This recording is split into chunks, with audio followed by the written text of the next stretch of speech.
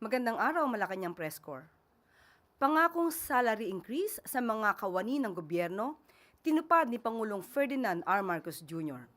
Sisimula na ngayong buwan ang ikatlong tranche ng updated salary schedule para sa mga civilian government personnel. Ito ay alinsunod sa National Budget Circular o NBC number 601 na nilabas ng Department of Budget and Management sa pangunguna ni Acting Secretary Rolando Toledo. Ayon kay Secretary Toledo, ito ang naging tugon ng DBM sa pangako ni Pangulong Marcos Jr. sa ilalim ng Executive Order No. 64 Series of 2024 hanggang 2027 na naglalayong pagandahin ang kalagayan ng mga kawani ng gobyerno at palakasin ang civil service. Dahil dito, iaangat ang sahod ng mga kawani batay sa third tranche salary schedule at sa tamang step ng salary grade ng kanilang posisyon as of December 31, 2025. Maglalabas ang DBM ng talaan patungkol dito.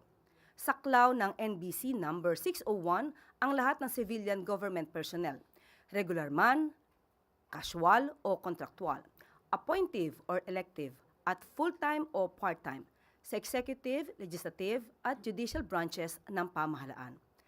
Kasama rin dito ang constitutional commissions at constitutional offices, state universities and colleges, at government-owned or controlled corporations o mga GOCC na hindi saklaw ng Republic Act No.